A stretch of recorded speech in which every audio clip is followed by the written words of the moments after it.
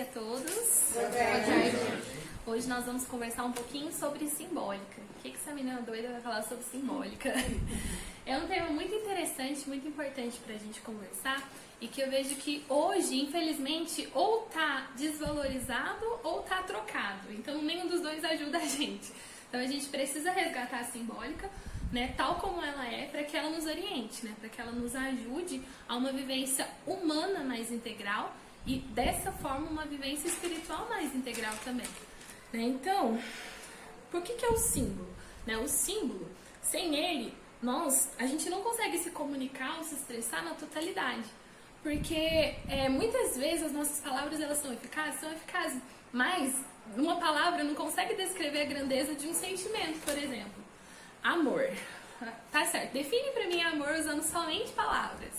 É muito difícil a gente tentar descrever algo tão grande, algo tão complexo, algo tão intenso como a palavra. Amor, sentimento de afeto que leva um para o outro. Tá, assim, conceitos, pode ser que realmente seja isso. Mas consegue abraçar a totalidade daquilo que é o amor? Por exemplo, faz de conta uma pessoa que nunca ouviu falar do que é o amor. Você vai falar um negócio desse pra ele, é um sentimento. Vai ficar totalmente, a pessoa vai continuar sem entender nada, não vai entender a grandeza, não vai entender a totalidade. Então o símbolo ele entra aí. Sabe, quando as nossas palavras elas não conseguem descrever, elas não conseguem expressar a totalidade de algo, o símbolo entra para nos ajudar. Eu peguei um poema, né, um pedacinho só do poema de Camões, fala, amor é fogo que arde sem se ver, é ferida que dói e não se sente. Nossa, isso é bonito. Isso é muito legal. Mas tipo assim, é fogo. Por que é fogo? Qualquer um que já tenha amado sabe que o amor é fogo. Né? Dessa questão, dessa presença, desse calor, dessa intensidade. Como fogo, remete sim fogo. Né? Uma ferida, a gente sabe que o amor também dói. Né? Acho que muitas vezes a gente tem, algumas pessoas têm aquela visão hollywoodiana do amor lindo, colorido, cheio de purpurina. Tá, mas não corresponde à realidade. A gente sabe que o amor, muitas vezes, é uma ferida que dói. Né? Vocês são mães. Vocês podem dar uma aula pra gente pra falar desse amor que dói. Desse amor que te tira do seu comodismo, desse amor que te tira do seu conforto pra ir lá acudir alguém que precisa de mim. Então, é um símbolo que é muito eficaz nesse ponto. É uma ferida que dói e não se sente. Por quê? Por conta da disposição. Então, o símbolo é importante nesse sentido. Se a gente realmente quer ter uma compreensão do mundo, uma compreensão integral, né, pra gente realmente estar alicerçado na realidade, a gente precisa dos símbolos. Pra gente entender toda essa totalidade. Né? Então, como que a gente fala da saudade sem recorrer a um símbolo? Da dor da saudade. Né? Quem já sentiu a dor da saudade? É uma dor muito, muito específica e uma dor que sangra muitas vezes. Uma dor que te aperta. E você precisa do quê? Desse símbolo. Você precisa do sangrar para tentar expressar o tamanho da dor. Né? Desse aperto para tentar expressar o tamanho da dor. Então, para que a gente realmente viva uma vida integral, a gente precisa recorrer a esses símbolos. Né? Então eu vou fazer um exercício de símbolos aqui com vocês agora. Feche os olhos aí, vocês estão acompanhando a gente também. Feche os olhos. Vai puxando aí na imaginação de vocês um pássaro. Né? Esse pássaro ele tá voando em um céu assim no pôr do sol. Sabe que o laranja vai misturando com o roxo e esse pássaro tá voando. A brisa tá tocando. Um silêncio assim muito gostoso. Conseguiram imaginar? Qual que é o sentimento que vem? Paz. Alguém vem outro sentimento? Liberdade. Foi os dois que escrevi. Realmente, é um símbolo disso. Porque, tipo, o passarinho tá só voando lá. Não tá, eu vou representar a liberdade humana agora. Não, ele tá só voando. Mas muitas vezes, pra gente descrever esse sentimento, a gente precisa de usar desse símbolo para que a gente consiga expressar de uma forma melhor. Então, é isso. Quando as nossas palavras não dão conta, a gente precisa recorrer aos símbolos. Então, estava lá eu fazendo a certificação do Ítalo Marcilli e ele trouxe uma parte que eu achei muito interessante, que ele fala que a vida humana é narrativa. Né? Perguntou-se para ele a definição de vida humana. Ele falou, gente, a vida humana é uma narrativa. E é muito interessante a gente pensar na vida humana como uma narrativa, como uma história. É como se fosse um livro, né? Existe o livro da Camila, contando a história da Camila. Né? E aí eu é um livro que não tem um gênero único, né? Então, por exemplo, o que é a minha vida? É um drama. É só drama. Entende? Não, tem momentos suspense, aventura, romance. Não é só isso. Então, por exemplo, a minha história, a minha vivência, ela não vai ser só uma poesia que é o tempo todo belo, bonito. Também não vai ser só um drama que é só tristeza e choro. Não! Tem os momentos, tem as fases, né? Então a vida humana é essa narrativa. E vocês já fizeram a experiência de ler um livro ruim? Tipo assim, com uma narrativa ruim, assim, literatura mesmo. É horrível de ler. Né? Uma coisa que é cansativa e que você vai ler, ai, gente, preguiça disso aqui. Né? E geralmente esses livros, ele tem uma narrativa pobre, ou ele tem uma narrativa que não corresponde à realidade. E aí você vai lendo aquilo, não vai fazendo sentido nenhum. Tipo, ai, que viagem isso aqui, meu Deus do céu. É diferente de uma narrativa boa, que realmente conta o interior da pessoa humana, que você parece que tá sentindo a dor daquele personagem naquela hora. Alguém já se emocionou lendo literatura? Tipo assim, de chorar mesmo, porque dói o coração de ver a dor daquele personagem. Essa é uma boa narrativa. Por quê? Porque foi usado as palavras adequadas, os símbolos adequados, e isso conseguiu trazer pra gente a realidade daquele fato. Então a nossa vida, ela precisa ser uma narrativa bem contada. Porque senão, o que acontece? Eu posso estar comunicando alguma coisa que não corresponde à realidade.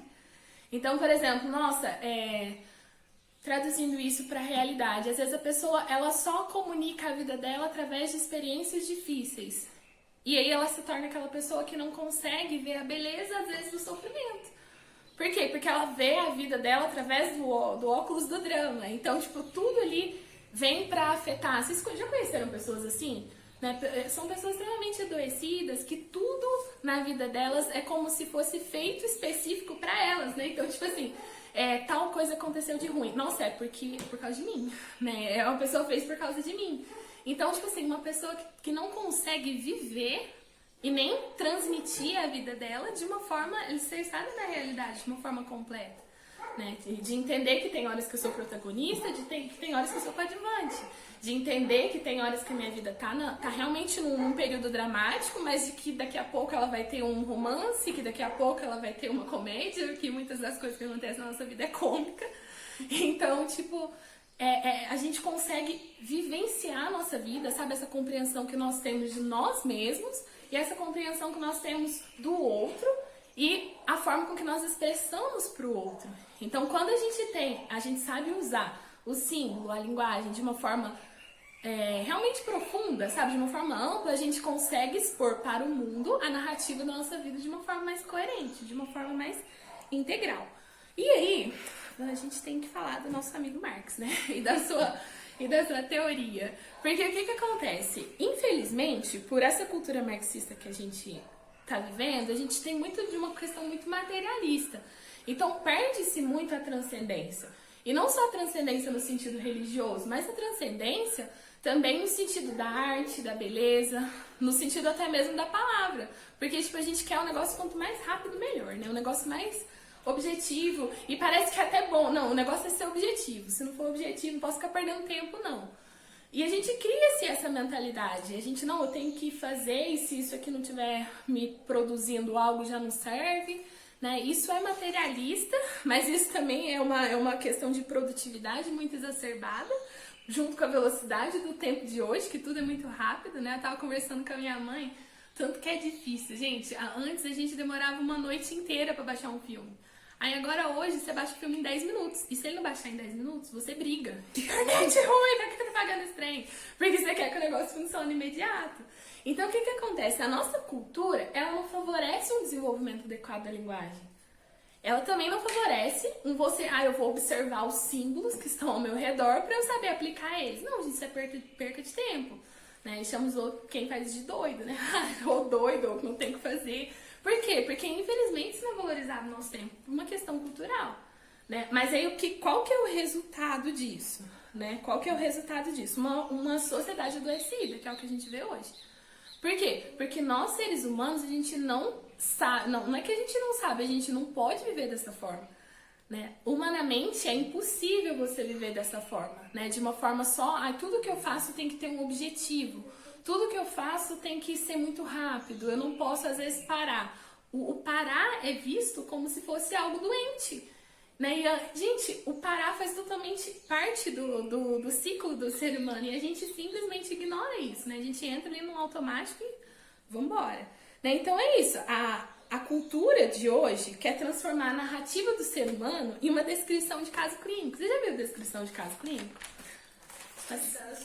Estudo de caso. Paciente, 22 anos, chegou em consultório com demanda. É isso que a gente quis, querem transformar a nossa vivência. Tipo assim, uma coisa reta, objetiva e pontual. Gente, a gente não funciona assim.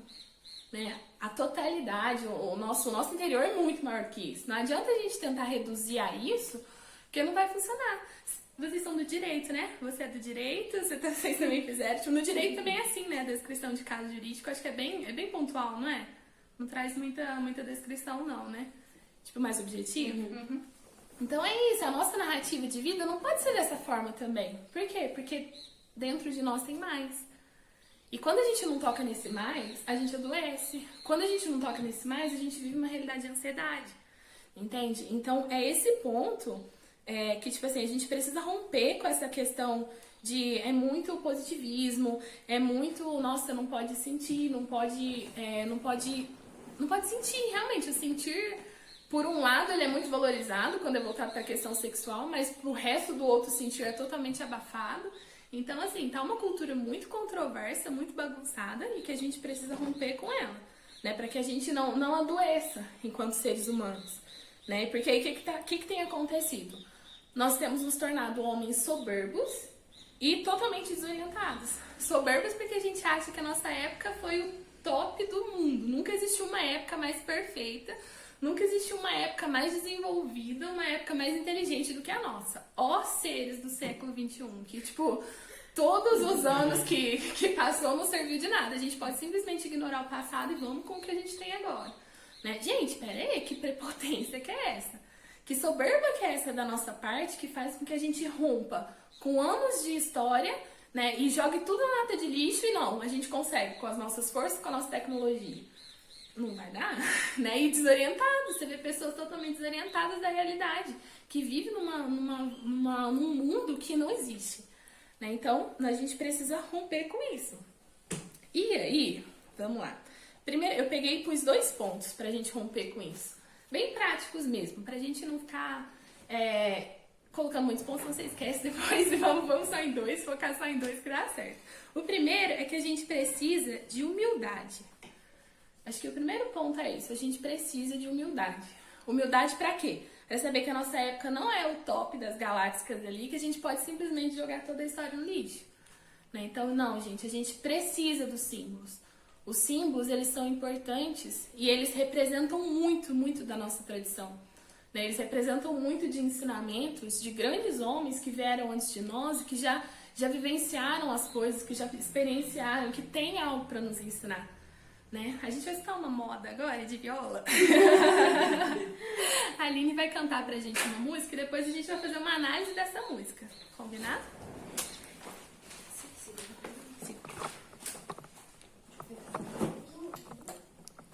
Pode.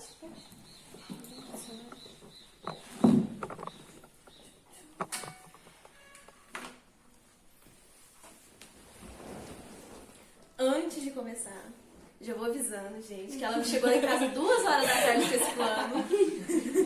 E agora são 4h30. Pois é. E faz uns 2 anos que eu não toco também, então assim, faz tempo. Vocês me perdoam se eu tiver erro. Isso. Aí você pode deixar só na hora do refrão, você puxa um pouquinho. Tá, que a outra parte tá ali.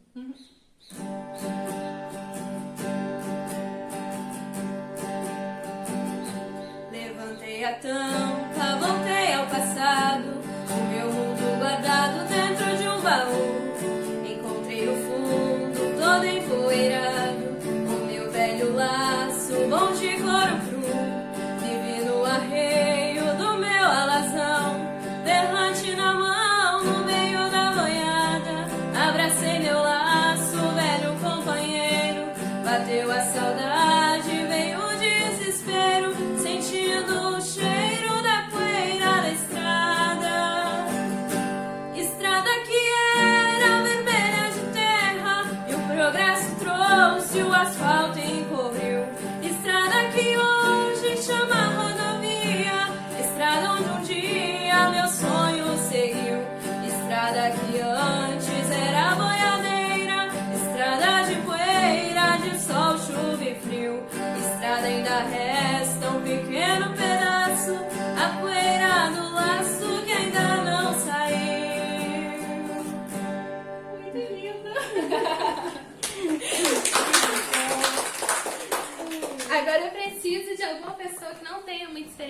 teatral para me dar uma análise dessa música. O que vocês sentem com essa letra? Que o progresso foi muito rápido e as coisas mudaram muito depressa. Isso mesmo. Essa narrativa, né? A narrativa de uma pessoa que foi lá abrir um baú na casa dela, né? Que tinha coisas que remetiam ao passado. E aí ele lembra com muito carinho dessa estrada de terra, né? Que a rodovia encobriu. O que vocês acham disso? Foram lá construir uma rodovia lá no sítio do caboclo. Progredir, né? Que melhorar a vida deles. Progresso, melhorar. Exatamente. Então, tipo assim, quando a gente para pra pensar nesse ponto, tipo assim, era uma estrada de terra, né? Tinha muita poeira. Tem sinusite, gente, poeira me faz um mal que nossa senhora. Então, nossa, pra mim faz muito bem uma rodovia. Por quê? Porque realmente é mais fácil a gente se locomover na rodovia, né? Traz um progresso. Consegue, por exemplo, os caminhões conseguem transitar. Então, sim, por um lado, há um progresso. Isso não é ruim. A gente não tá aqui falando contra isso, né? Tipo, nossa, isso aí é ruim. Não é ruim. Que bom que construiu a rodovia, deu certo. Mas vamos escutar um pouquinho do outro lado. O que significa isso, Aline? No caso, tinha estrada? Tinha estrada. Tipo assim, teve algo ruim? Porque, tipo, a gente só tá vendo coisa boa aqui. Foi a perca de um emprego, né? Não de uns 20 mais ou menos. Uhum. Porque quando ele retrata esse tipo de coisa, né? Da saudade da poeira da estrada, a saudade ali de levar a boiada de um ponto a outro, e pra quem não entende nada disso, né, explicando por que tem que mudar ela de lugar. Porque a comida acaba.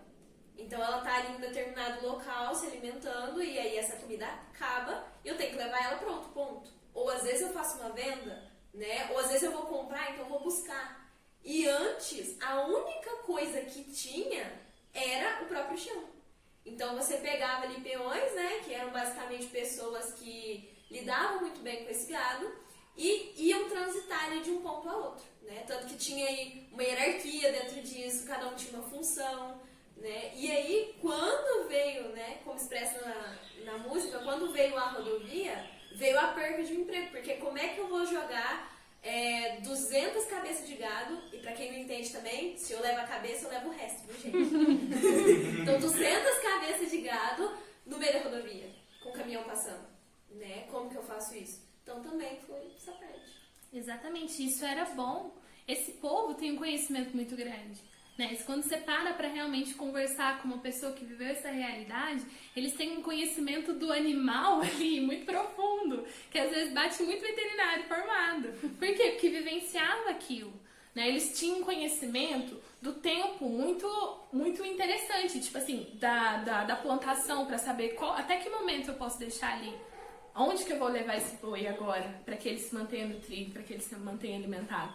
Então, naquela época já se tinha um conhecimento muito grande e de uma coisa que era boa para eles. Quantos amigos eram feitos nesses trajetos, né? Quanta história tem nessa estrada, entende? Então não é simplesmente por que a gente quis trazer isso, né? Por que esse símbolo da poeira da estrada? Para mim me causa sinusite, mas para muita gente foi muito bom. Para muita gente foi o sustento da família, né? Foi se desenvolvida uma ciência através disso. Porque se não fosse essas pessoas, esses peões que faziam esse serviço, né? Tipo, como que as faculdades de hoje ensinariam? Né? Se você realmente pegar um pessoal lá da roça para falar de boi e pegar um veterinário, eu confio nesse pessoal da roça. Por quê? Porque a experiência que eles tiveram lá foi muito profunda. Eles sabem, eles conhecem o animal de uma forma muito profunda. Então, eu acho que é isso, sabe? Isso é que é a humildade, é a gente saber valorizar e reconhecer. Ah, mas é do passado, mas tem valor. É do passado, mas, tipo assim, desenvolveu-se um saber em torno daquilo, né? Um saber que provavelmente ampara o saber de hoje, que provavelmente fundou o saber de hoje, né? Então, não é simplesmente, tipo assim, isso aí não tem valor nenhum. Não, para uma pessoa simbolizou a família dela, a criação da família dela, né? A criação é todo um estilo de vida. Então, essa é a importância da questão de nós sermos humildes. Ser humilde é isso, gente, a gente precisa estar no nosso lugar. A gente precisa se colocar no nosso lugar. Não tô falando que todo mundo agora arranca as rodovias tudo, né? Faça uma máquina lá, joga tudo fora. Vamos voltar tudo para a estrada de terra. Não é isso. Só que quando a gente vê uma pessoa que se importa com isso, uma pessoa que gosta dessa estrada, né, que tipo vê sentido nisso ainda, a gente precisa valorizar isso, porque existe um porquê, entende? Isso nós estamos falando da cultura rural, né, que foi da onde a gente veio, mas isso pega em todos os pontos, por exemplo, na igreja. Por que muitas vezes a gente vê, não, porque a gente tem que modernizar. Por que a gente tem que modernizar? Aqui é antigo, as pessoas não... Gente, isso é falta de humildade nossa. Então, nós, a geração desenvolvida, nós temos todas as respostas, a gente não precisa de mais nada. Então, tudo que veio anteriormente a nós, joga tudo fora e vamos construir a partir de agora. Não, gente, pra gente chegar até aqui, onde nós estamos hoje, tem vários gigantes aí atrás que precisam realmente ser valorizados, né? Que precisam ser recorridos. E se a gente não fizer isso, a gente nunca vai realmente progredir, né? Essa geração, ela vai... A hora que, tipo, a gente só tem a base, o quê? Dos últimos 100 anos, a questão de ciência, de tecnologia. E todo o resto, gente, 100 anos é muito pouco diante de toda a história. Entende? Será que a gente vai dar conta de sustentar a próxima geração só com o nosso conhecimento? Porque aí é onde a gente vai ver decadência da educação. Por quê? Porque a gente não recorre aos clássicos, a gente não recorre àquilo que realmente já passou pelo crivo do tempo. Não, de hoje tá bom. A música, não, a gente joga fora toda a música, vamos só na nossa música agora. Aí a gente chega na Anitta e não sabe por quê. Entende? Tipo, isso aí não é um fato isolado. Foi algo que tipo, você rompe com tudo que você entende de música. Você rompe com tudo que foi construído na questão musical por milênios.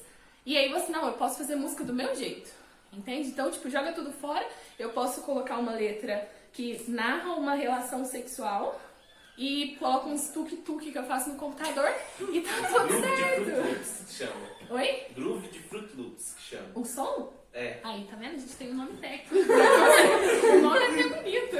Mas é isso. Você vai ver o que é, né? O que é esse nome? Exatamente. Então, tipo, esse é o problema. O problema é a gente querer jogar tudo fora e achar que a gente vai conseguir fazer. É a gente, tipo, não obedecer nada, né? Tipo, nossa, fulano ali mais antigo me falou que tal coisa funciona assim. Não, mas ele não sabe de nada não, porque ele não estudou, sabe? Não teve ciência, não. Então, ele não sabe das coisas. É eu que sei, sabe? É eu que fui pra escola, é eu que fiz as minhas aulas, é eu que tenho o meu computador que vou saber fazer. E aonde que isso vai chegar? A queda na educação é um fato. Isso não é teoria da conspiração, é um fato. Entende? Tem países desenvolvidos como Finlândia, como Alemanha, como Noruega.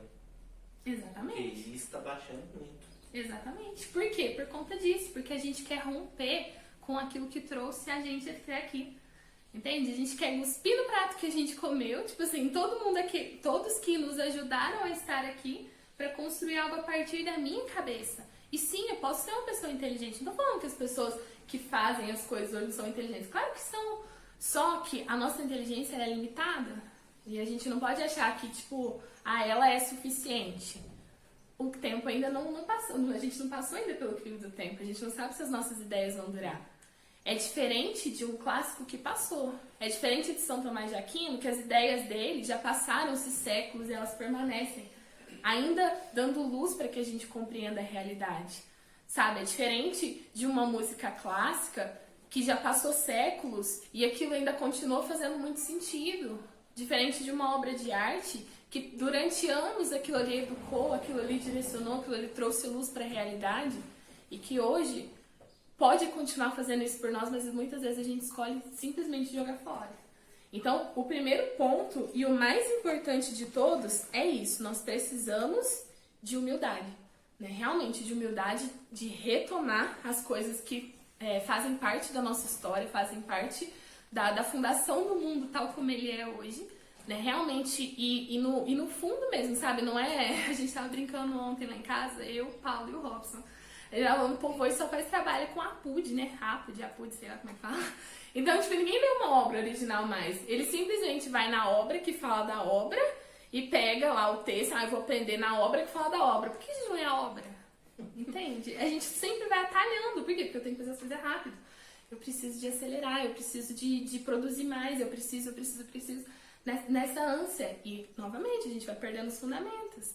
A gente vai perdendo a grandeza das coisas. Né? Por que a nossa filosofia hoje não está dando conta de explicar todas as mudanças, né? Não está dando conta de explicar toda a realidade humana? Por quê? Uma filosofia que tipo, desvinculou de tudo aquilo que aconteceu e quer analisar o homem só a partir de agora, o homem de agora, a partir de agora, com os olhos de agora. Entende? Então, realmente, a gente precisa dessa humildade, de voltar. E aí, o que é uma coisa muito... Ai, peraí que eu perdi aqui. O nosso intelecto, ele não é capaz de compreender a totalidade do mundo. Entende? Não é capaz. E isso é um ato de humildade, a gente entender o nosso tamanho diante do mundo, o nosso tamanho diante da história, que muitas vezes a gente se coloca muito grande. E na verdade, não. A gente precisa entender o nosso lugar ali. Né? E aí, uma outra coisa que a gente vai perdendo também, que é muito importante, se os nossos olhos eles não estão brilhando diante da natureza, se os nossos olhos não estão brilhando diante da vida, se a gente não consegue perceber esses ciclos, se a gente não consegue perceber o ciclo natural mesmo, o direito natural da vida, a gente é um forte candidato a ter problemas sérios, psicológicos, psiquiátricos, né? Perca de sentido da vida. Porque isso tudo faz parte, né? E isso nos ensina, entende? Então, quando a gente olha para um ciclo da natureza, por exemplo, as estações do ano, a forma com que acontece, a gente consegue ter elementos para trabalhar a nossa realidade. Né? No curso que eu fiz, fala disso, da questão das estações do ano com os relacionamentos, o desenvolvimento dos relacionamentos. E todo relacionamento se desenvolve assim. Começa na primavera, né? A primavera que é um tempo úmido e muito quente. Então todo relacionamento começa com muita intensidade, com muita paixão, com muita vontade de comunhão. Qualquer casal apaixonado, pega um casal aí com meses de namoro, tá completamente apaixonado. Completamente apaixonado. Exatamente. Por quê? Porque ainda tá úmido e tá muito seco. Então essa umidade remonta à questão da comunhão. Eu tô totalmente disposta, né, a estar em comunhão com aquela pessoa. E ainda tá muito quente, os meus sentimentos estão muito revirados, né? Muita paixão e muito desejo. Todo relacionamento humano começa assim. E aí o que acontece? A gente vai passar pro verão. O que é o verão? O verão é um período que é seco, mas também quente. E quando a gente analisa os nossos relacionamentos humanos, é assim, eu não tô falando só de namoro, eu tô falando de amizade também. Quando a gente começa uma amizade nova, uau! Achei uma pessoa que me entende. Aí tá aquela vontade de estar junto com a pessoa o tempo todo, e, sabe, aquele coisa feliz, alegre, né? E aí, depois a gente vai passar pro verão. O que é o verão? O verão é seco, mas ainda é quente. Então, tipo assim, eu começo a perceber que, tipo, nossa, tem diferenças, né? Por mais que é bom estar com essa pessoa, por mais que é maravilhoso estar com essa pessoa, existe diferença. Existe aquilo que é próprio meu, existe aquilo que é próprio dela, mas ainda é muito quente. Então ainda tem muito desejo, muita paixão, muita vontade, ainda é quente. E os relacionamentos passam por isso, né? Depois daquele boom da paixão, vai começando a ter-se essa realidade. Nossa, o outro é diferente, mas eu ainda o desejo. E aí, voltando para as estações do ano, a gente vem pro outono. O outono é o quê? É seco e frio. E todo relacionamento humano, para realmente durar, né, o crivo ali do relacionamento humano, que é um relacionamento que vai para frente, é quando a gente consegue passar pelo outono. O que significa ser seco e ser frio? Eu vejo essas diferenças, eu começo a notar aquilo que são defeitos, as coisas que me incomodam, né? Só que agora os sentimentos já abaixou. Aquela paixão louca, ela já não tá mais tão louca assim. Né? O desejo ele já tá um pouco mais baixo. E aí, diante daquela pessoa, diferente de mim, com seus defeitos, com as suas realidades, e sem sentir tanto assim, será que eu ainda quero estar em comunhão com ela? Né? Será que eu ainda quero estar junto com ela? Me doar por ela? Ser um só com ela? Né? No casamento a gente vivencia isso. Né? Tipo, tem momentos em que é difícil, quando você lida com a dificuldade pura do outro. Entende? Com aquilo que a pessoa não consegue mudar. Porque a gente tem é muito falado isso hoje, isso mata de raiva. Ah, porque o fulano vai mudar. Gente, tem coisas que não muda. Tem coisas que é da pessoa. E não tô falando de erros, não tô falando de... não tô falando de pecado, de erro, sabe? De coisas erradas. Não, mas são características. Tem características do outro que é do outro. Que vai passar anos e ele vai continuar com aquela característica porque é dele. Entende? Aí, diante disso, sem sentir, eu escolho permanecer. E aí é onde que é a zona de maturidade de todo relacionamento. Todo relacionamento que passa por isso, ele se eterniza. Por quê? Porque aí já não é mais a vontade, o desejo, o prazer que aquela pessoa me proporciona. Não, é a certeza de que eu quero fazer comunhão com ela, independente dos sentimentos. E aí a gente entra no inverno, que é um tempo úmido e frio. Aí volta a umidade, aquela que tinha lá no começo. Volta o desejo de comunhão, volta o desejo de integração, entende? Mas agora com sentimentos não tão quentes assim, né? O que não é um problema, porque hoje é pregado como se o sentimento tivesse que ser quente o tempo todo, e isso existe, gente. Não existe uma realidade ou um relacionamento que mantenha isso o tempo todo. Então é onde o relacionamento se estabiliza e se eterniza. Por quê? Porque agora eu já sei que eu quero estar com aquela pessoa independente. Independente do que ela tem para oferecer, independente do que ela é. Não, eu quero estar com ela e eu vou estar com ela, vou fazer comunhão com ela. Então isso é um símbolo que a gente percebe na natureza. Entende? Todo ano tem as estações. Infelizmente aqui na América do Sul a gente não sente tão intensamente assim, mas na América do Norte é bem mais claro isso. Entende? É um ciclo da natureza que acontece na nossa vida. Entende? E aí o que acontece? Como que isso ajuda na nossa vida? Eu tô num relacionamento, aí tá ali na primavera e no verão, muito quente, eu quero, é tudo pra mim, eu quero fazer tudo por ela. E a hora que chega o outono e esfria, não, chega pra lá, não quero mais, né? Agora já não é igual. O que a gente escuta muito hoje? Não é como era antes. Entende? Acabou o amor. Será que acabou mesmo? O que a natureza nos ensina nesse ponto? Entende? Essa questão desse ciclo. Será que a gente entende esse ciclo? Que a nossa vida também acontece ciclos? Né? Que tem uma fase que é mais difícil, mas tem outra que é melhor, que vai melhorando. E eu preciso, às vezes, passar por essa fase difícil para aí conseguir... passo pelo difícil para aí conseguir alcançar uma fase boa novamente. E que depois dessa boa pode vir uma outra difícil. Entende? Tudo isso a natureza nos ensina. E se a gente fecha os olhos para essa simbólica, a gente não vai se entender. Porque aí o que acontece? Então eu vou fechar o olho para esse símbolo, isso que a natureza que a criação de Deus me ensinou. Fecha os olhos para ela. Eu vou buscar o quê? A lógica de mercado. Ou seja, aquilo que eu preciso, aquilo que eu desejo, aquilo que é descartável. Então, tipo assim, já não serve mais para mim? A gente faz isso. Meu celular tá dando um sinal das últimas ali. Eu já tô pensando em comprar outro. Eu falei, gente, eu preciso de um celular que funciona. Mas eu não tô nem aí pra ele, entende? Eu vou descartar ele assim que eu puder, eu vou comprar um outro. Por quê? Porque essa é a lógica do consumo. Entende? E se a gente pega essa lógica, eu não vou usar a simbólica daquilo que é natural, daquilo que todos os homens antes de nós usaram, não. Vou usar a simbólica de mercado. O que vai acontecer? Entende? Se eu começar a tratar as pessoas desse jeito, o que vai acontecer? Entende? Então, tipo assim, sem simbolismo a gente não vai ficar. O negócio é escolher qual que você vai usar. E aí é onde entra a segunda coisa que eu quero falar. Então, o primeiro é ter humildade e entender que nós precisamos recorrer a esse conhecimento. E o segundo é estudar os símbolos que estamos recebendo e saber selecioná-los. Porque não é, então, porque esse símbolo é importante, vou usar todos agora. Não, a gente vai pro buraco também. Porque não é tudo que corresponde à realidade. Entende? A gente precisa buscar isso de viver a realidade. Entende? De realmente viver a realidade. Não é todo símbolo que faz isso. Muito pelo contrário, muitos símbolos, eles vêm para confundir a nossa cabeça, né? Para confundir a nossa cultura, para confundir as coisas. Então, a gente pode pensar no cinema de hoje. O cinema de hoje faz uma bagunça com o símbolo, que é uma coisa absurda. E isso gera uma confusão na cabeça da gente muito grande. Então, por exemplo, antes as coisas eram muito práticas, assim, né? Existia aquilo que era bom, existia aquilo que era ruim. Eu devo rejeitar o ruim e buscar o bom. Então, tipo, que ensinamento grandioso esse pra nossa vida, né? Rejeitar aquilo que faz mal, buscar aquilo que faz bem. Parece uma coisa óbvia, mas a quantidade de pessoas que não sabe isso hoje é muito grande. Entende? Que olha pro mal e fala, não, isso é bom. Gente, não dá pra mensurar isso, sabe? Em relacionamentos...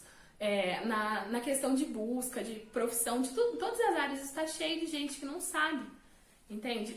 Eu já atendi pessoas que, tipo, de questão de relacionamento mesmo, às vezes namoro, tipo, o namoro é totalmente ruim, a pessoa não consegue ter paz um minuto, briga, ai, mas eu amo ele. Tá, tipo, uma coisa, entende? O tempo de namoro, o tempo de a gente realmente perceber que é aquela pessoa que tá do nosso lado. É o tempo de realmente você passar por aquela fase ali, a hora que chega no outono é a hora que eu vou analisar, entende? Então, tipo, já baixou o sentimento, eu já tô percebendo a pessoa tal como ela é. Aí você tá vendo que, tipo, não tem nada a ver. É um negócio que não bate, é uma coisa que não funciona. E aí você simplesmente ignora tudo isso, não joga tudo isso fora, porque eu gosto, eu quero, eu sinto. Entende? Isso é uma depravação da realidade. Você tá diante de algo que te faz mal, de algo que te mata, e você quer continuar ficando ali. Entende? Algo que não te leva a lugar nenhum, não te leva a transcendência, só tá te fazendo ficar doente, você quer continuar ali. Isso é uma depravação total do que é bom e do que é ruim. Quando ficou tão difícil diferenciar aquilo que é bom e aquilo que é tão ruim? Entende? Por que isso acontece? Porque no cinema, principalmente, tá muito confuso. A gente não sabe o que é bom e o que é ruim. Entende? Nas questões ideológicas. A Disney é ótima nisso. Eu gosto muito da Disney, gente, mas tá difícil. Ultimamente não tá dando. Porque antes a gente ainda tinha algumas obras que dava pra pegar uns ensinamentos legais, mas hoje anda muito difícil. Então, por exemplo, vamos falar do feminismo. Essa questão dessas mulheres que muitas vezes o feminismo na verdade é um ataque ao homem, né? Então eu quero destruir o homem para que eu seja mulher. E a gente sabe que o negócio não é por aí. Então aí tipo você vai vendo mulheres corajosas, desbravadoras, inteligentes. Isso é bom? A mulher não tem que ser burra, gente. A mulher não tem que ser covarde. Tipo, não avança. Não é isso que a gente tá falando. Só que a gente vê isso extremo, ou seja, eu vou tirar o homem do lugar dele pra eu assumir, pra eu mesmo fazer, né? Então descarta o homem. O homem é um besta, é um bobo. O que a gente tem visto nos últimos desenhos da Disney todos? É isso. Entende? A princesa, ela é sempre muito corajosa, muito inteligente, e o príncipe é um bocó, gente.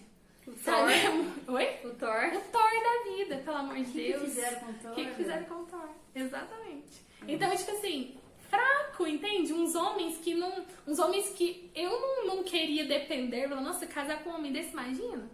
Porque não vive a masculinidade deles. Então, o que eles fazem no filme? Eles destroem a masculinidade. O próprio Hulk no Vingadores 4 é um bocó também, né? Verdade. Então, assim, é isso. Você destrói todo o símbolo de masculinidade e transforma aquele homem num bobo. E aí coloca a princesa como a única capaz de fazer alguma coisa. Então, novamente, a gente não tá aqui tentando promover que a mulher não tem que fazer nada. Mas a gente não pode destruir o homem, entende? A gente tem o nosso lugar. A gente já falou nisso em outras aulas. A gente tem o nosso lugar. A gente tem as coisas que são nossas, que tem muito valor. Entende? Então, aí o que acontece? Chega um filme lá da Cinderela, como daquele da Camila Cabello lá do Prime. E aí o que acontece? A gente fica chocado. Gente, mas já tá sendo construída há anos. Entende? Já tem 10 anos que todo filme mostra um príncipe que ele não dá conta de fazer as coisas. Entende? Um príncipe que não consegue, que não quer conseguir, que foge. E aí a menina tem que resolver o negócio sozinha. Então isso... O filme da Valente é isso. Oi? O filme da Valente. Exatamente. Ninguém conseguia acertar o arco, ela acertou de todos e passou todo mundo. Exatamente. Então, tipo, já tá sendo construída há anos. Entende? Até uma que eu vendo aos poucos, né? Foi, e muito pouquinho. Então, a Elsa, ela tem aquele mocinho lá, ele é muito legal até, né? Como é que ele chama? O que tem a rena lá, gente, eu esqueci o nome dele. Sven é a rena, não é? Mas ele também chama Sven. Ah, tá. Então tem o Sven. Eu lembrei da cena do Olaf. Como é que você chama? Sven. E o Pooh? Sven. Os dois são Sven? Aí não facilita. Então, Sven. Assistiu poucas vezes, né? A gente vê o Sven que ele se esforça, ele vai lá e faz, mas no final quem salva o dia é a Elsa, entende? Então no final quem é poderosa é a Elsa. No final quem que manda no negócio é a Elsa, entendeu?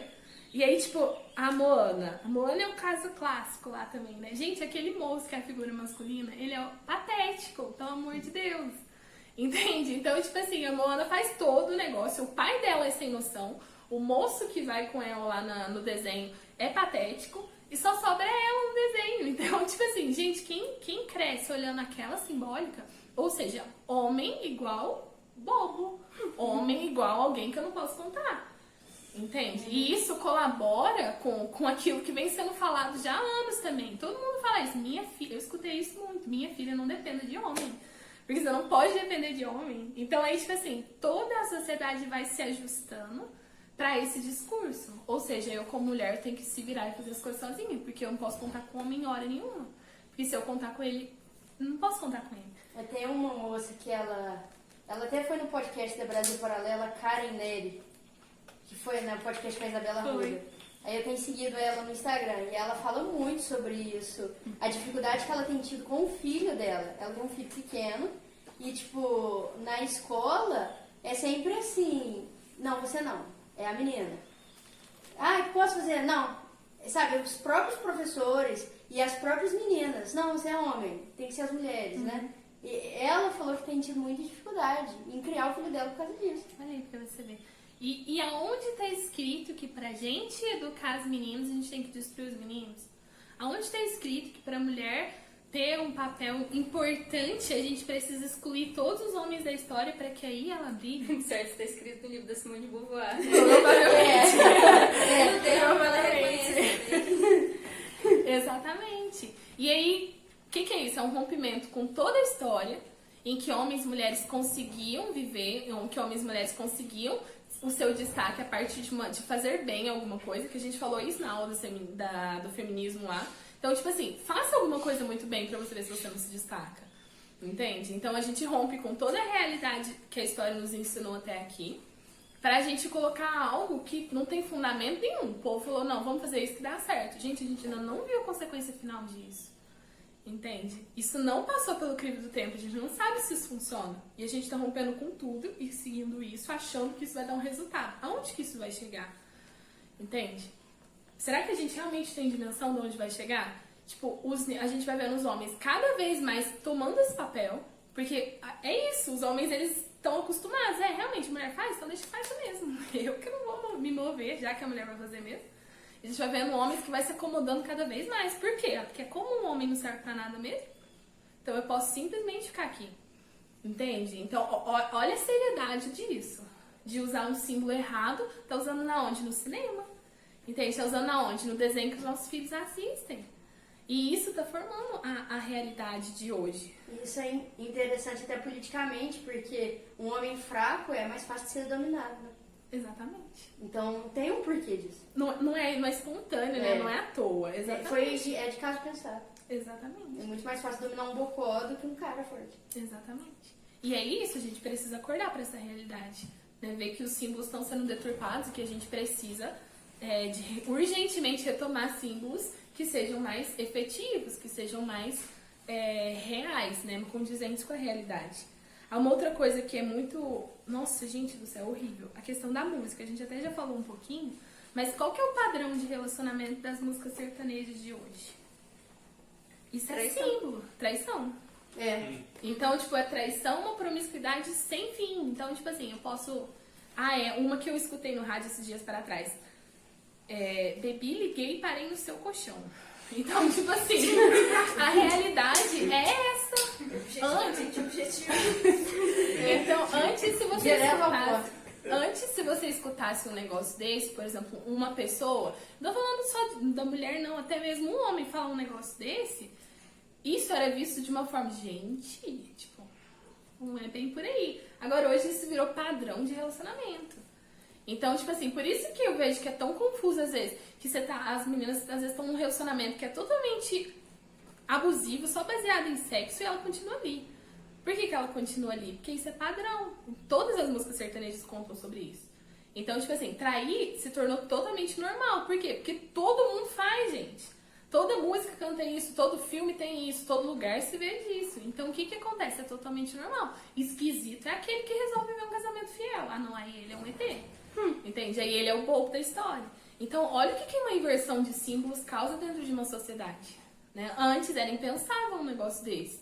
Agora, hoje é a realidade de gente normal. Não é a realidade, tipo... minha mãe é muito doida. A realidade das moças de família de hoje, gente.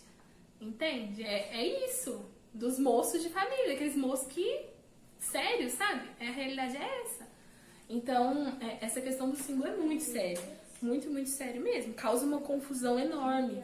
né? Causa uma bagunça enorme na nossa vida. Desprezo pelo humano, né? Oi? O desprezo pelo humano. O desprezo pelo humano. Eu escutei uma música foi no Spotify, que ela falava assim, que queria estar com a pessoa e não sei o que. Eu falei, oh, que bonitinho. Mas se você não quiser também, eu largo mão, não sei o que. Eu vou lá, mas como assim? Que rápido, foi na mesma estrofe. Exatamente. E é esse tipo de amor que a gente aprende hoje com as nossas músicas.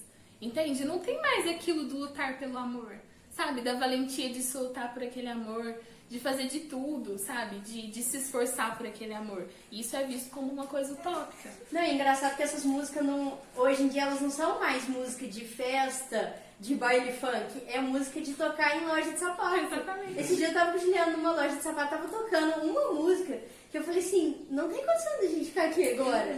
Vamos comprar sapato outro dia, porque que é isso, Vou sabe? comprar sapato na internet. Não tem, sabe, um negócio assim, escandaloso, muito escandaloso, tipo 3 horas da tarde. Exatamente. Mercado, isso tem um terrível também no mercado esses dias pra trás. Um negócio, mas muito pesado mesmo. Você fala, gente, mas que é isso, né?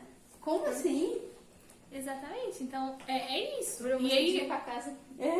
verdade. Fazer Academia. faxina. Do vizinho. E aí não se fala as consequências disso, né? Se prega sobre esse amor livre, se prega sobre esse empoderamento feminino, mas não fala a quantidade de caixas de remédio que estão sendo vendidas, né? Não fala a quantidade de pessoas que têm chegado estrupiadas no consultório da gente. Isso a não gente vê a conta. quantidade de farmácia que está abrindo na cidade. Exatamente. E todas elas muito bem, não tem nenhuma. Entende? Por quê? Porque não tô falando contra. Ai, gente, tudo tem que ficar explicando hoje. Não é falar contra a medicação. Mas é que, tipo assim, o nível subiu de uma forma assustadora. Entende? Então isso simboliza. O que isso simboliza? Existe alguma coisa errada. E se a gente não pode fechar o olho pra isso. Entende? Uma quantidade de abandono de crianças enorme. Sabe? Abandono. Criança sendo criada pela avó. Numa quantidade estrondosa. Entende? De que é abandonada por pai, abandonada por mãe. Então, assim, tá tendo consequências, sim. Entende? Não dá pra gente fingir que, opa, vamos viver a cultura desse jeito que tá dando tudo certo. Não, tá tendo consequências gravíssimas. Entende? Só não vê quem realmente escolhe fechar os olhos pra isso. Então é isso. A primeira coisa é a gente ter humildade, a gente precisa retomar símbolos bons. E a segunda coisa, a gente precisa estudar os símbolos que estamos recebendo e selecioná-los. Aquilo que vai me levar a uma transcendência, aquilo que vai me levar a ser uma pessoa melhor. Né? O segundo ponto. Não dá pra passar ileso pela simbólica, né? Não dá pra passar ileso pela cultura. De alguma forma isso vai te afetar. Então a escolha de onde a gente vai estar inserida é nossa. Né? Então, eu quis trazer todas essas questões dos símbolos humanos, porque eu vou entrar agora um pouquinho nos símbolos espirituais. E aí, muitas vezes, a gente não valoriza os símbolos humanos. Então, não adianta falar dos símbolos espirituais, que a gente simplesmente vai... Ah, tá bom. A gente vai trazer essa ideia materialista, essa ideia positivista também para nossa religião. E a gente vai esvaziando os símbolos, porque, não precisa. Não precisa de tanto. Pra que você vai colocar tal paramento? Não precisa de tudo isso. Não tem necessidade de tudo isso. Por quê? Porque já aconteceu um esvaziamento do símbolo humano. O religioso, então... Entende? Então eu quis trazer a importância do símbolo humano para agora a gente entrar um pouquinho nos símbolos religiosos, né? Porque sem o entendimento disso, nós jamais vamos compreender a revelação. Entende? Deus sabia disso. E por saber da nossa necessidade de símbolo, aconteceu o maior milagre que já aconteceu nessa terra, que foi o milagre da encarnação. Entende? Se Deus não soubesse que nós necessitávamos de símbolos, Ele não teria mandado Jesus em pessoa, em carne. Por que Ele mandou Jesus em carne? Porque a gente precisava ver, a gente precisava experienciar ali, para que aí sim a gente entendesse a revelação. Deus, ele já tinha falado com Moisés, ele já tinha falado com os patriarcas, ele já tinha falado com Adão. Por que não tinha o pessoal não tinha entendido ainda? Entende? E aí, à medida que Deus se encarna e vem nessa terra e se sacrifica e doa a sua vida, aí sim a mensagem começou-se a ser compreendida na totalidade daquilo que ela realmente foi. Então é isso, se a gente não entende de simbólica, a gente não busca essa simbólica, a gente não vai compreender a revelação. Não dá pra gente entender a grandeza do Evangelho simplesmente ignorando todas as coisas, ignorando todos os símbolos, ignorando toda a tradição. A gente simplesmente não entende, ou a gente tem um entendimento pobre. Então, pra gente viver realmente uma fé, a gente precisa, sabe? A gente precisa desses símbolos. E aí, por exemplo, o pão da vida eterna, passar pela cruz, o filho pródigo, o juízo iníquo, a transfiguração, a multiplicação dos pães e dos peixes. Tudo, a Bíblia inteira é lotada de símbolos, a Bíblia inteira é cheia de sinais para que a gente compreenda a grandeza do amor de Deus. Em cada um desses sinais, Deus está tentando mostrar o tanto que é grande o amor. É igual eu trouxe o poema lá de Camões no começo, né? Tipo, amor, sentimento afetivo. Essas palavras não são suficientes para definir o amor humano. E o amor de Deus, que é muito maior ainda, ele não conseguiria definir isso numa frase. Ele não conseguiria definir isso com pequenas palavras. Não. Entende? Ele deixou toda a palavra dele repleta de símbolos e mandou o filho dele, para que a gente realmente conseguisse compreender, né? E a igreja, como esposa de Cristo, como continuidade da sua missão, ela é riquíssima de símbolos também, né? E a gente precisa retomar esses símbolos para a gente realmente viver a nossa fé de uma forma profunda, viver a nossa fé de uma forma inteira, né? Por exemplo, o batismo. O batismo é um sacramento que é cheio de símbolos. O casamento é cheio de símbolos, né? O matrimônio é lotado de símbolos no começo ao fim, tudo que é falado, o que é feito. Entende? Tudo simboliza a grandeza do que está acontecendo ali, né? Estava lendo sobre o símbolo do pelicano, né? Que é muito, muito voltado para aquilo que é a Eucaristia, que é do sacrifício pessoal, né? Então, tipo, gente, isso significa o sacrifício de Jesus, que deu dele para alimentar o outro. É um símbolo, mas que mostra da grandeza de Deus, que mostra da grandeza do ato de Deus. Então, a igreja inteira é lotada disso. Qualquer grande igreja que você vá, você vai perceber que tem vários detalhezinhos. Tudo vai remontar ao sagrado, tudo vai remontar à transcendência, né? Quando vemos um padre paramentado, então, por exemplo, a gente viu um padre paramentado. Ver um padre paramentado, o que ele já comunica? Eu peguei alguns símbolos. Por exemplo, a alva representa a veste nova, né? Aquele que foi revestido de Cristo.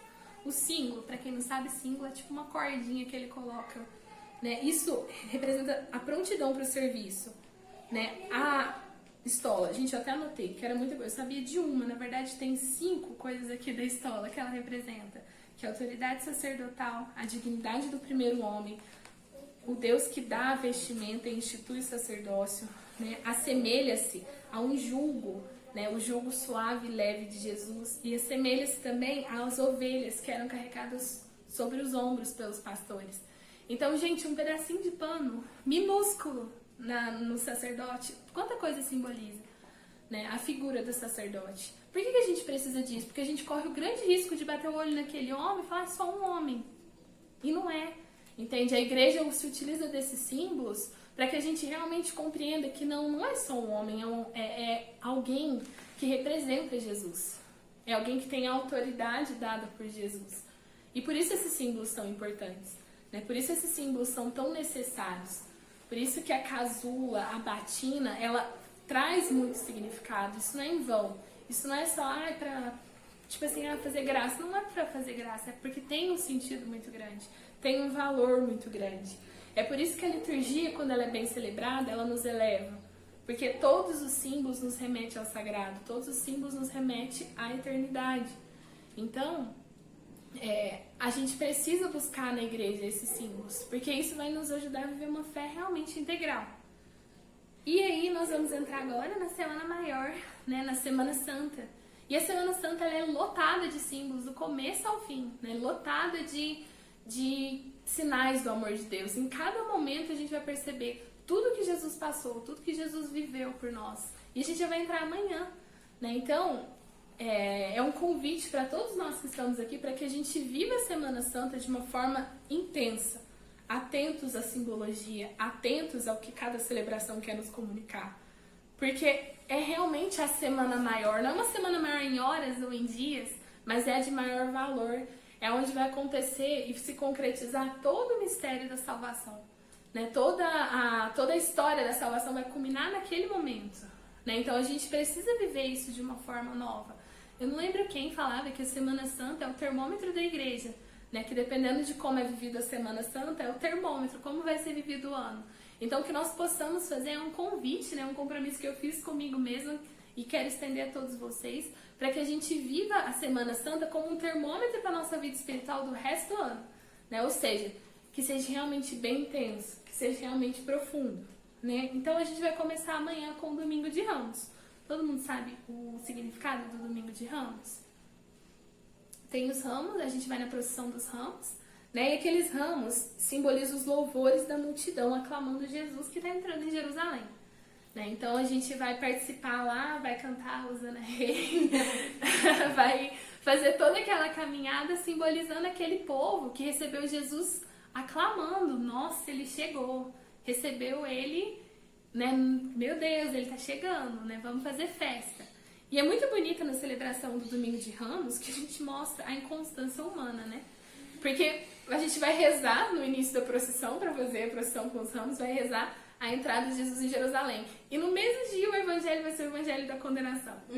Porque é essa a inconstância humana. A gente uma hora tá louvando Jesus, uhul, Hosana. E aí quando vê... O evangelho a gente tá gritando, crucifica. Crucifica. É o mesmo povo. É o mesmo povo que recebeu ele lá com aquela festa, gritando, crucifica.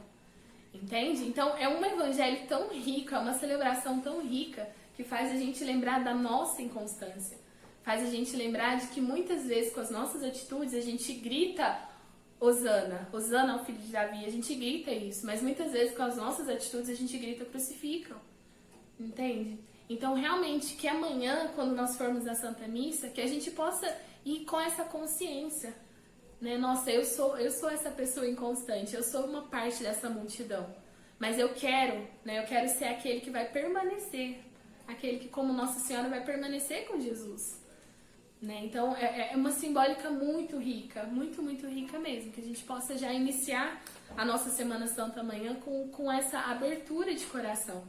Né? Aí na segunda-feira, o Evangelho vai trazer a última visita de Jesus aos amigos em Betânia, né? Que é onde acontece que Maria coloca o perfume, né? Banha os pés de Jesus em perfume.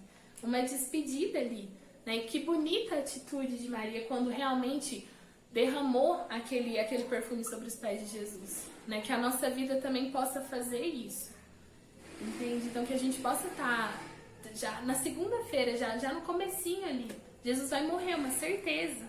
Até esse jogar perfume simboliza realmente essa morte, né? Esse perfume que é colocado sobre os corpos sepultados. Então é um anúncio já, Jesus vai morrer, é uma certeza. Ele está se despedindo dos seus amigos em Betânia. Né, que a gente possa realmente estar ali junto com ele também. E aí a gente vai para a terça-feira, que é o anúncio da traição, tanto de Judas quanto de Pedro. Né? Então, tipo assim, no Evangelho, Jesus vai anunciar que ele já sabe que alguém vai trair ele. E aí Pedro, todo sanguíneo da vida, né? Eu não. Eu nunca na vida. Né? E aí Jesus fala que antes que o galo cante, né, você me negará 3 vezes. E quantas vezes a gente faz isso, né? Eu que participo da igreja, eu nunca na vida que eu vou trair Jesus. Né? E a gente, muitas vezes, como Pedro trai, a gente nega, a gente escolhe se omitir, né? A gente não se posiciona, a gente faz aquilo que é contra a vontade de Deus. Então, na terça-feira, o Evangelho nos chama a meditar sobre isso, né? Será que nós iremos trair Jesus? Será que realmente nós vamos escolher esse caminho? Na quarta-feira santa, né, ele vai falar da traição de Judas e que Judas está aguardando a oportunidade. Então, na quarta-feira, já é aquilo. Gente, isso vai acontecer. Jesus realmente vai morrer. Né? Jesus realmente vai ter que sofrer por nós. Só falta agora a oportunidade. Né? Já foi articulado, já foi fechado o negócio, né, de Judas com os sacerdotes lá. Já foi fechado. Então, vai realmente acontecer. Isso aquilo que é trabalhado na quarta-feira santa. Né? Em muitas igrejas, eu não sei se aqui a procissão do encontro vai ser na quarta ou é na terça? Na terça. É na terça? Então sobe. A procissão do encontro é um momento muito importante da Semana Santa também. Né? Se a gente tiver a oportunidade, vamos participar. Eu falo, gente, a gente ficou 2 anos sem Semana Santa. Né? Agora que a gente está podendo realmente viver, que a gente possa viver com intensidade isso. né? A procissão do encontro é o encontro, né, de Nossa Senhora dos Passos com Jesus. E o que simboliza esse encontro? Simboliza a união da dor de Nossa Senhora com Jesus. Entende? Porque Nossa Senhora, ela sofreu profundamente aquele momento, né? Ali era onde a espada de dor estava sendo cravada mesmo na alma dela, no coração dela. E aí quando ela olha para Jesus ali subindo ao Calvário, ela une a dor dela à dor de Cristo. Por que essa posição é tão importante para nós? Porque ela nos ensina como que nós devemos sofrer. Elas ensinam onde que a gente deve colocar o nosso sofrimento. Porque Nossa Senhora colocou e entregou e se uniu a Jesus naquele momento de sofrimento. Então, por isso que essa é a simbólica dessa profissão. E por isso que a gente precisa realmente perceber todo o mistério ali. Nos ensinando a sofrer, nos ensinando a sofrer de um jeito que vai nos santificar, nos ensinando a sofrer de um jeito que realmente vale a pena, né? E aí nós vamos para a Quinta-feira Santa, que é onde já está realmente ali se aproximando do ápice mesmo.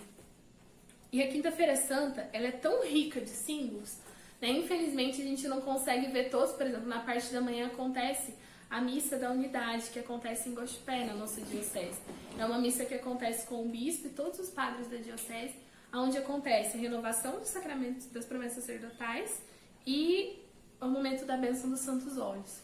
Então é um momento de muita riqueza também, né? Dessa comunhão da igreja, dessa comunhão da igreja militante, né? E essa renovação das promessas sacerdotais também é muito importante, né? Isso vai acontecer em Guaxupé, né? Aí aqui geralmente só tem a missa da noite. Então, a gente vai ver realmente a instituição da Eucaristia, a missa do Lava-Pés, né, que é conhecida como missa do Lava-Pés.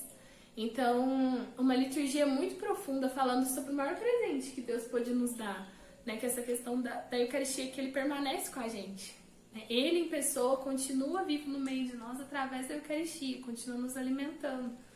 Então, a gente vai vivenciar tudo isso na quinta-feira, né? E a quinta é aquela celebração que não acaba, né? Aquela celebração em que acontece a transladação do Santíssimo.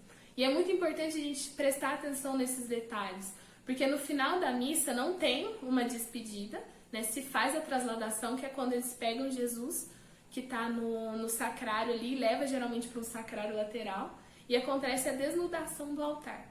E nesse momento é tão nítido que, opa, alguma coisa está acontecendo, porque o altar nunca fica sem os enfeites, sem os adornos, e ali se tira todos os panos, se tira as flores, se tira as luzes, e o altar fica limpo, fica liso, tipo, sem nada.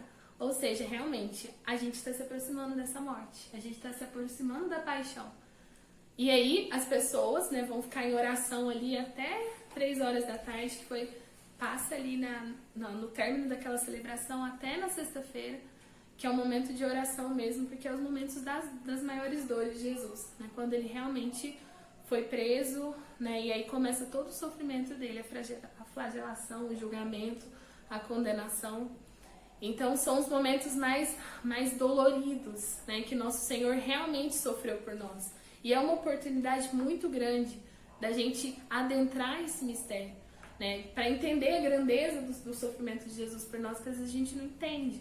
Não foi só né, eu falo as cruzes de hoje muito bonitinha, dificulta a gente entender o que foi o sacrifício de Jesus, né? O sofrimento que Jesus passou é impensável, é infalável, né? É imedível, é uma coisa grandiosa demais da conta por cada um de nós, né? E isso fica nítido, né? Nessa tampar as imagens, desnudar o altar, ou seja, remonta esse sofrimento, né? Esse respeito pelo Senhor que está sofrendo. E aí a gente entra na Sexta-feira Santa, que é um dia de profundo silêncio e oração, né? E também um dia de jejum, que a igreja nos pede. Que aí realmente é o momento da morte, né? Às 3 horas da tarde a gente tem a celebração.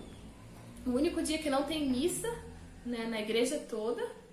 Então, um dia realmente da gente meditar sobre isso. O nosso Senhor se entregou por nós, né? O nosso Senhor realmente morreu por nós. E aí aqui em Paraíso a gente tem a procissão do enterro, né? Que é um ato simbólico também dessa questão de Jesus morto, né? Que ele vai no esquife, assim. E é forte da gente ver aquilo, né? Tipo, Jesus que realmente morreu por nós, né? Um Deus que realmente morreu por nós. E aí a gente vai entrar no Sábado Santo, que também é um dia de silêncio, né, que é complicado porque o povo chama de sábado de aleluia, mas aleluia porque tudo que não comeu na quaresma vai comer no sábado, e não é por aí, né? Então, tipo assim, o sábado, ele é um dia inteiro de silêncio, em expectativa, né? Um dia de expectativa, porque a gente sabe que o Senhor vai ressuscitar.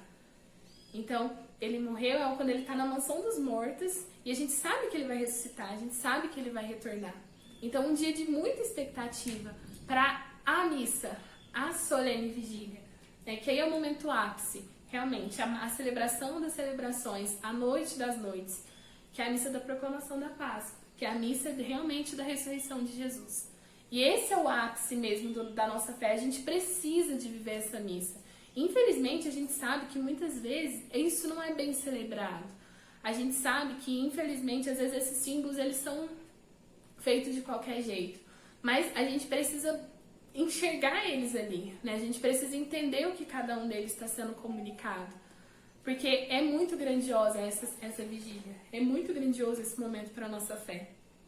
Começa do lado de fora, a igreja toda apagada, né? E acontece a bênção do fogo novo, que o sacerdote abençoa aquele fogo, né? E aí ele pega um carvão daquela fogueira, coloca no turíbulo e incensa o círio pascal.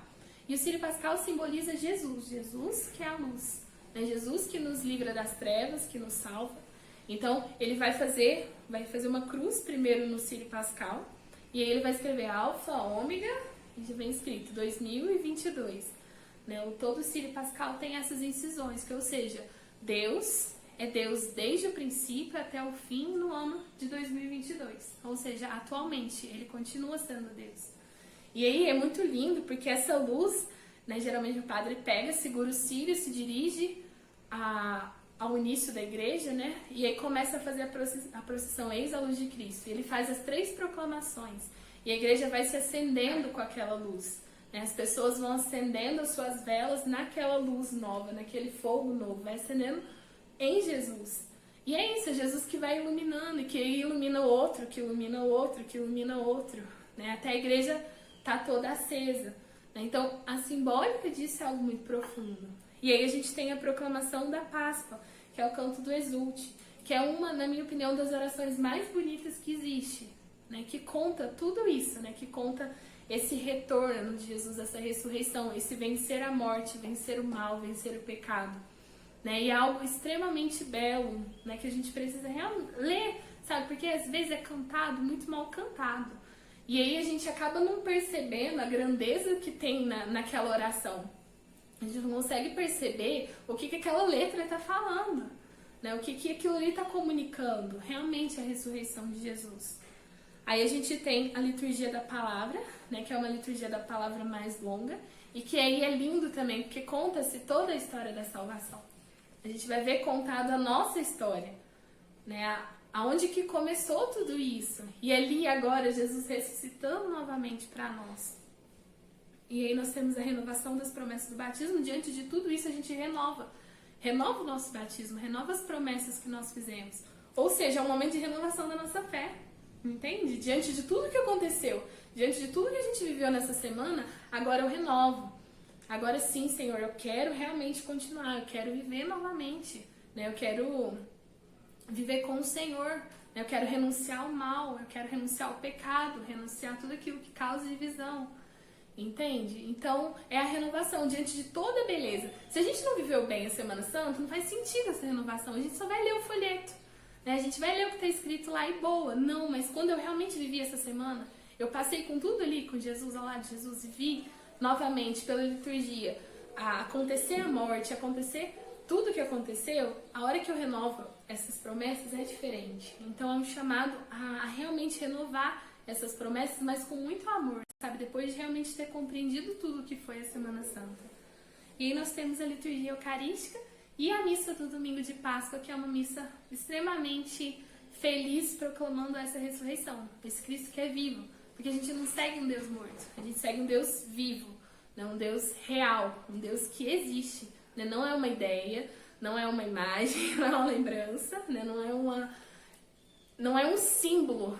Entende? A gente falou tanto de símbolo, a nossa aula foi para falar de símbolo.